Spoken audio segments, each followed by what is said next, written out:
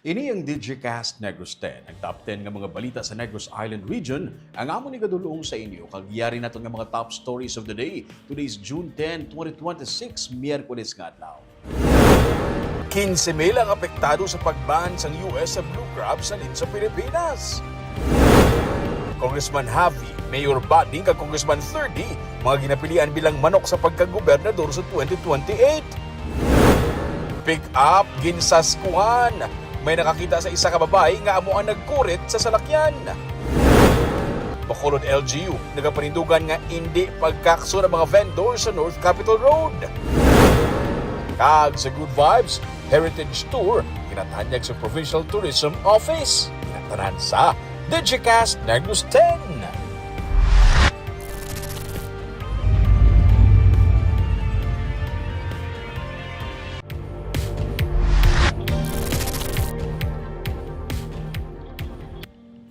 Sa number 10, paandam sa mga nagaparking sa guwasang talatapan sang BIR sa Barangay Takuling sa Bacolod. Isa ka pick-up ginsaskuhan. May saksi nga nakakita nga may isa ka babae nga nagasinggitan nga nagpurit sa palibot sang pick-up. Nakibot ang tag-iya sang Toyota Hilux nga pick-up matapos madiskubrihan nga napuno sang kurit ang lawas kag suga sang ilang nga salakyan nga ginpark sa dalan sa kilid sang Bureau of Internal Revenue nga opisina sa Barangay Takuling sa Bacolod City.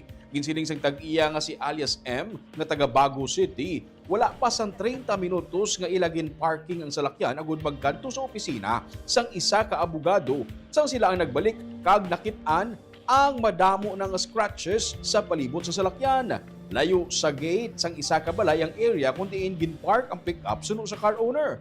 Sa pagpangusisa sang tag-iya ka pick-up, may nakakita nga isa ka babae kag ginabulubanta nagaedad 40 tubtob 50 anyos ang nagkurit sa salakyan. Suno sa mga saksi, nagasinggitan pa ang babae samtang ginakuritan ng pick-up. Naparecord na sa tag-iya ang among insidente sa Police Station 6. Sa quotation sa isa ka auto repair shop naging katuan sa tag-iya, yara sa 67,000 pesos ang estimated nga balayran sa pag-repair sang damage sa bilog nga lawas sa pick-up pati na ang mga suga sini.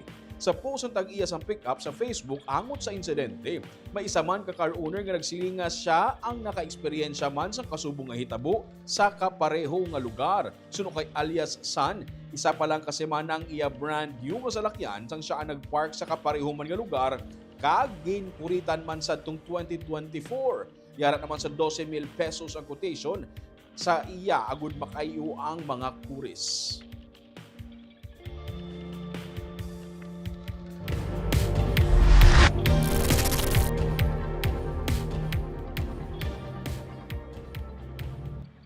Sa number 9, yara sa 981,000 pesos ang ginrelease sang probinsya para sa incentive sa mga atleta nga nagdaog sa palarong pambansa 2026. 14 ka gold, 11 ka silver, kag 5 ka bronze ang nabitbit sa mga atleta sa Negros Occidental sa regular kag para sa games gikan sa palarong pambansa. Sa mensahe ni Governor Eugenio C. Lacson sa seremonya para sa mga atleta, iya sila ginhaylo nga paayuhon pagid ang ilang performance. Number 11 ang Negros Island region sa kabilugan nga medal tally count sa palarong pambansa. Ini man ang pinakaunang nga tion sang NIR nga magpakigbahin sa mga national nga hinampang. May 3 ka record breaker gikan sa Negros Occidental athletes kag isa na diri ang 12 anyos nga si Ashley Nicole Silvor para sa 400-meter dash. Pinakauna niya man nga tion nga maka-entra sa palarong pambansa. Siya ang tagala Castellana. Mensahe niya para sa mga kaupod nga atleta nga magpadayon lamang. Kung wala man sila nakapauli isang medalya, may mga hindi pa ini ang ilang ation.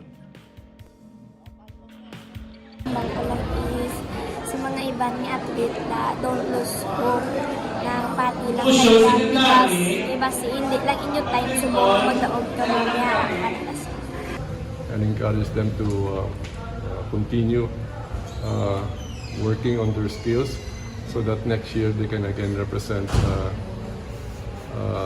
Negros Island region in the Palarong Pambansa, which will be held in Quezon City.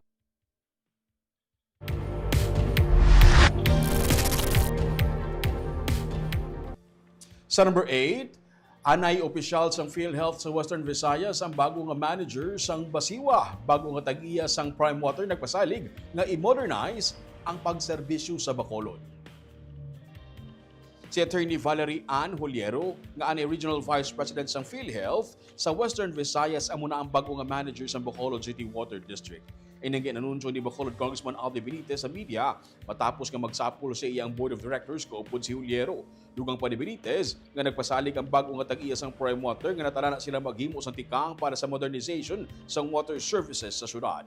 Ang Crystal Bridge Holding Corporation nga ginapanag-iyan sang retail tycoon nga si Lucio Co amo ang nakabakal sang Prime Water gikan sa mga Villar. Sa June 16, natala na nga magsapol ang bago nga tag-iya sang Basiwa officials para sa pagpaayos ang ilang serbisyo. Pagkatapos ang meeting, i-present ang anuman nga gikasugtan sa Konseho sa Bacolod pati na sa media. Nagkanto ka gina sa office sa Basiwa Board, in-present nila si Attorney Onero, no? Who used to be the head ng PhilHealth. My understanding is Prime will meet with Basiwa sa June 16, where they will sit down on the modernization program being proposed by the new owners of Prime. Right? So, ang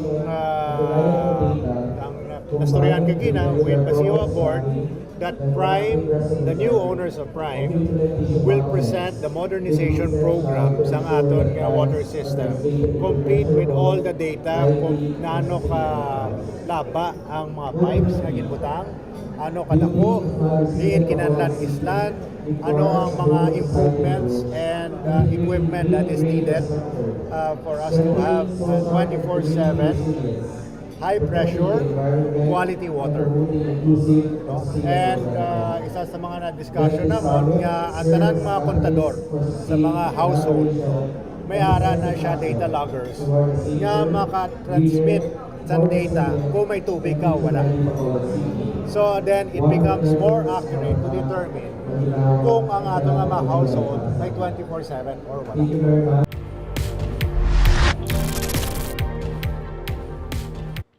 Sa number 7, isa ka pulis ang ginreklamo matapos ginaligar nagpangayo sang kwarta kabaylo sang pagpasulod sa isa ka aplikante sa PNP.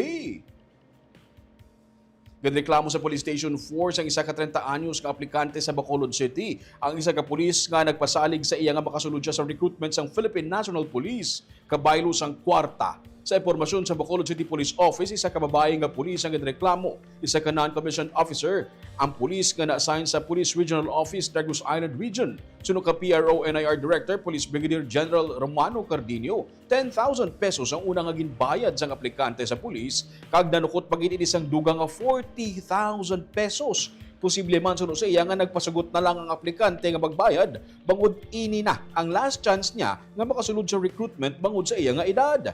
Dugang ni Cardinio sa pagwa sang listahan ng PNP sa mga nakapasar sa neurological examination, nakita sang tagreklamo nga wala ang iya nga ngalan, rason nga nagreklamo na ini. Sa karon, ginpaydalom na sa PRO NIR sa restrictive custody ang pulis kag ginpasurrender ang iya nga armas samtang nagapadayon pang investigasyon sa kaso. Nagpagwa naman sang statement si PNP Chief Police General Jose Melencio Nartates Jr. nga nagapasiguro sa publiko nga zero tolerance ang kapulisan batok sa kaangay sini nga insidente. Suno sa iya, kung mapamatud-an ang reklamo, pasakaan sang kaso ang pulis. Nagapahanumdum ang pamunuan sa PNP sa mga recruitment officers nga likawan ng amo klase nga sistema agud mapabilin ang kredibilidad sang kapulisan.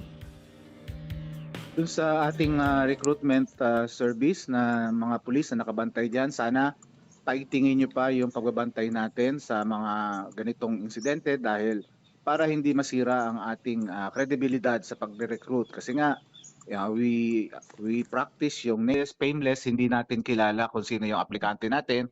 Basta titingnan natin yung qualifications nila, kung sino yung pumasa sa standard natin, yun lang talaga ang dapat makapasok sa PNP.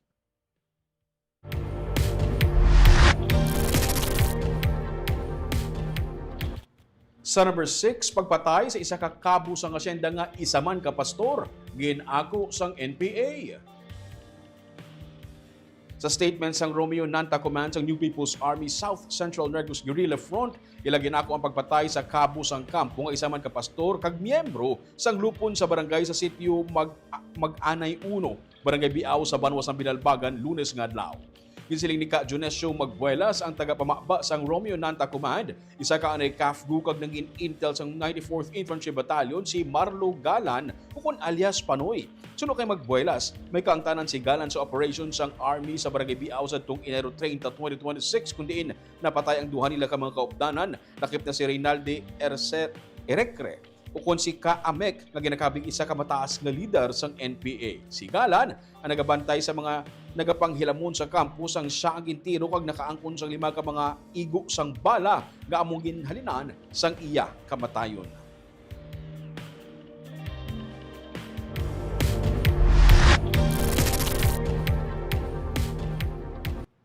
Sa number 5, sa Kabangkalan City, pagsulod sa mga kawatan nga armado. Sa sulod sang isa ka balay, nakuhaan sang CCTV. Nakuhaan sang closed-circuit television camera footages ang duha ka mga lalaki nga nagsulod sa isa ka balay malapit sa plaza sa Barangay Taguk sa Kabangkalan City, Martes sang gabi. Nagatiniil ang duha ka mga lalaki kag nagasundanay nga nagsulod sa balay. Ang una nga nagsulod nga lalaki ay nakasuksok sang jacket, shorts kag may dala nga pusil.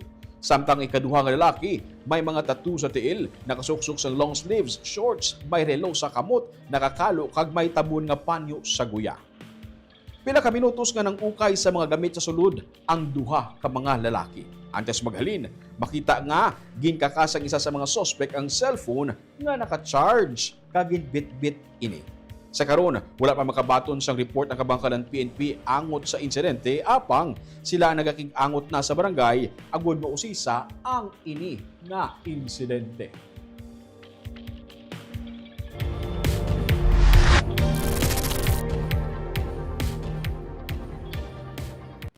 Sa number 4, Visayas Grid ang liwat ginpaidalom sa red alert subong nga adlaw. Pila ka mga lugar sa Negros maga-eksperyensya sa brownout humalin sini nga hapon tubtob karon sa gabi. Sumugod launa sini nga hapon tubtob 7 karon sa gabi, yara sa red alert ang status sang Visayas Grid kag ipaidalom naman ini sa yellow alert sumugod 7 tubtob 9 sang gabi. Di bangod nga pay pagdubo sa supply sang kuryente sa Visayas kag hindi ini makasarang sa demand. Rason nga nagpagwa sang advisory ng National Grid Corporation of the Philippines. Base sa advisory sang NGCP, yara lang sa 2,429 megawatts ang available capacity sang grid, samtang yara sa 2,421 megawatts ang peak nga demand. Gani may mga power outages sa nagkanilain nga mga areas sa Bilog nga Negros, tubtublas 8, sini nga gabi, bangod sa manual load dropping nga patigayunon sang NGCP. May 8 ka mga planta ang nag-forced outage sa sini nga bulan kag may 8 naman sa Mayo. Sa karon, may 12 ka mga planta nga nag-ooperate apang mas madubo na ang kapasidad sini. Nagapahanumdum ang NGCP sa mga konsumidor nga magkinot sa paggamit sang kuryente.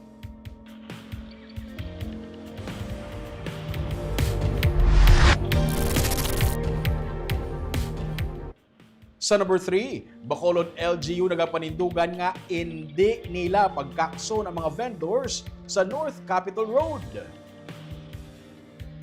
Ginpanindugan sa syudad sa Bacolod nga magapabilin sa North Capitol Road ang 42 ka mga vendors nga may special permit base sa City Ordinance 1009 nga nagatugot sa pagbaliga sa among lugar humalin 6 tubtublas 10 sang gabi. Ini kasunod sa pangabay ni Negros Occidental Provincial Legal Officer Attorney Alberto Nelias Jr. nga kakso ng among mga vendors bangod nagatuga ini sang traffic kag obstruction sa dalan. Ginsiling ni Bacolod City Administrator Attorney Mark Steven Mayo, magapadayon ng implementasyon sa ordinansa bangod may basihan ini. Pagklaro niya, ang 42 ka mga vendors ka may special permit ang lunsay food vendors. Damlag pa, may pila ka mga ukay-ukay ang nakitaan sa among dalan nga nakaplastar man kung gabi kag sunod sa kay Mayo. Ila ini kadtuan agud pahalinon. Samtang ang mga lamesa sang vendors nga yara sa dalan ang hindi pwede suno sa iya. Kay nasang aga, nagpatigayon sang flushing ng syudad agud mapabilin ang katinlo sa among dalan. Dugang naman ni Bacolod City Legal Officer Carl Joseph Chu, kutob sa mga vendors nga may permit pero wala nagasunod sa patakaran sang syudad, ang mahimo mabawian sang permit. Suno sa iya, wala sang lahing nga ginalapas ang syudad kag iya mismo nga katungdanan nga depensahan ang otoridad sa sangguniang panglungsod sa pag-regulate sa mga dalan sa Bacolod City. Naton sa ila nga ang wala permit hindi gid pwede because aware kita sa aton man regular nga pag-check dira nga may mga nagaplastar nga labi na gid no, in particular mga nagabaligya bla RTWs nga based on records wala kita maging isyuhan nga any special permit no. All 42 nga nakabaton or nakaprocess ang ilang special permits are food vendors, food items tanan, wala nan. We don't want that the Sangguniang Panglungsod's authority and jurisdiction to regulate our streets will be questioned. No? So it's my duty as a city legal officer to protect and espouse that the same is within the bounds of the law, valid ang pag-exercise sa Sangguniang Panglungsod sa ilang rights nila.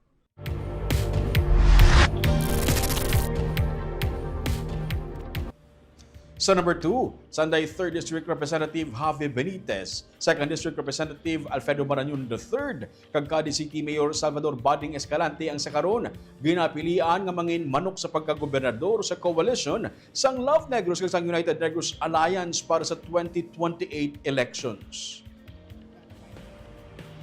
Ginsiling sang Martes ni Bacolod Lone District Representative Albi Benitez ang Love Negros nga ang coalition o kung si Benitez ang Love Negros nga ang coalition ang nagsapol sang Lunes kag wala pa sang final choice para sa 2028.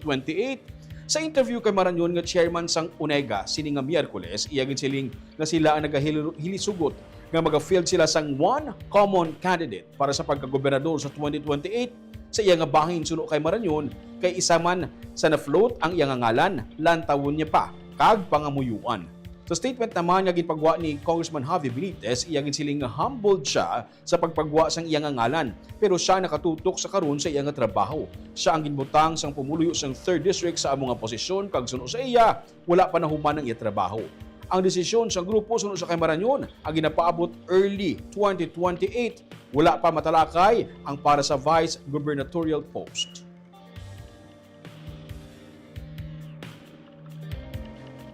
As I've said, no, there is no final decision yet, but basically, ang ginaduso ni Governor Lacson is a coalition candidate. So in other words, kung ano natabo sa past pre-election, hopefully amo man na. But there's no, wala na finalize. Sinong ginapilian? Well, si Bading, si Habi, ang ako nga lang, gin-float man to nila. So, basically, doon mo na. For Vice Governor may gina-float man? Wala pa. That will basically follow siguro kung may agreement na muna gina-regular to ang governorship. Pero ikaw yakong available ka gid yakong for governor. Tanawanta lang na ako na ang aton pangadian.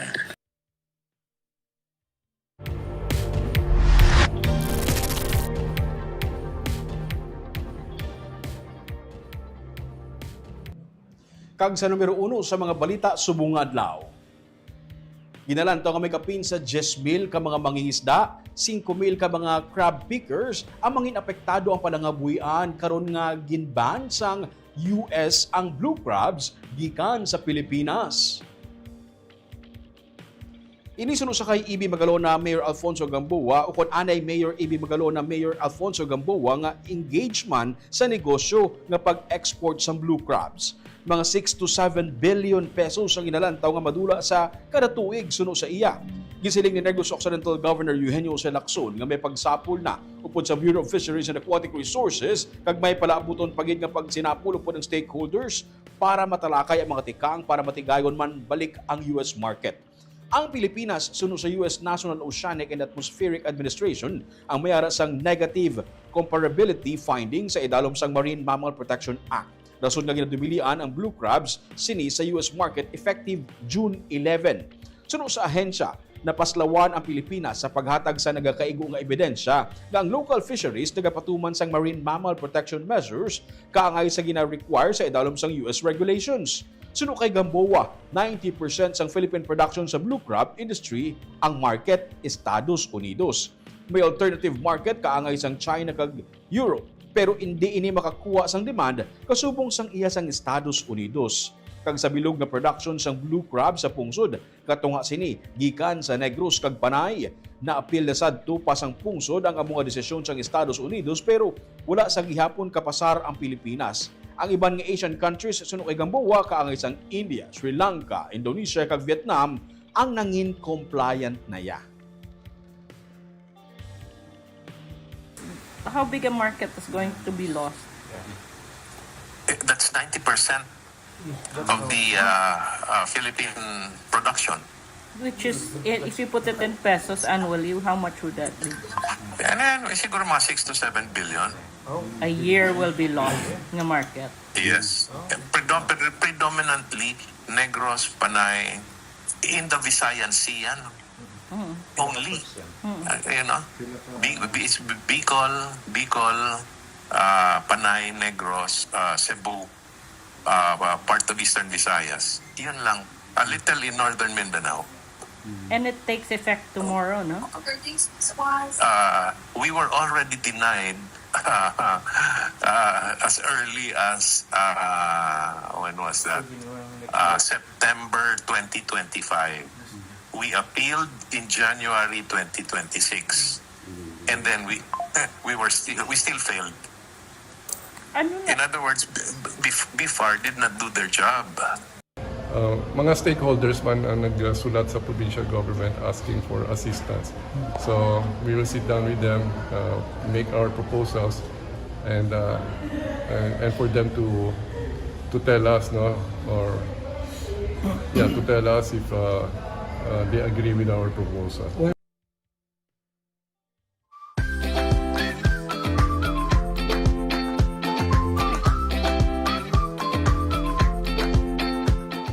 Kag sa good vibes, may mga abyan ka upon pamilya nga gikan sa ibang lugar nga manug-abot diri sa Negros, pero hindi ka kaibalo kung din sila dalon. Basi gusto mo sila ipa doon sa Heritage Tour sang Provincial Tourism Office. May ginatawag nga Heritage Tour nga nagalibot sa mga syudad sa Bacolod, Talisay kag Silay. Isa lamang ini sa anong ka mga klase sang Culture Hub Tour nga ginatanyag sa mga turista kag mga bisita. Sa sininga tour, makita kag ma-experience ang heritage, history, tradition kag destinations pinaagi sa guided tour para man sa solo o na group travelers. Isa sa mga ginahapitan amo ang provincial capital sa Bacolod City kung saan iconic ang ining structure kag gintukod sa dupang 1927 kag manog 100 years old na next year. Isa ini sa mga pinakakilalang heritage landmark sa probinsya. Halin sa Kapitolyo, malibot sa Public Plaza kag San Sebastian Cathedral para mapaambit sa mga bisita mga importante nga hitabo sa siniman nga mga heritage landmarks. Nagalabay ang tour sa Talisay City kung saan halapitan man ang balay ni Tanadikang, isa ka ancestral house o ginpatukod sang 1872. Gideklarar ini bilang important cultural property sa National Museum of the Philippines. Marekta ang tour sa Silay City kag may stopover for lunch sa popular nga kalan-an. Sa ginakabig nga Parish of Negros, pwede mabisita ang mga na-preserve nga mga ancestral houses kag ang historic San Diego Pro Cathedral. Ini nagaisahanon nga simbahan sang Negros Occidental nga may dome o kun cupola. Kagang tour nagatakop sa Negros Occidental Technology and Livelihood Development Center kung saan sarang makabakal sa nari-sari nga mga produkto kag pasalubong halin sa nagkalinlain nga mga magagmay nga mga producers. Pwede mag-book sang tour sa culturehubtours.negros-oc.gov.ph o kung sa Negros Culture Hub Tours social media pages o kung sa Negros Residences.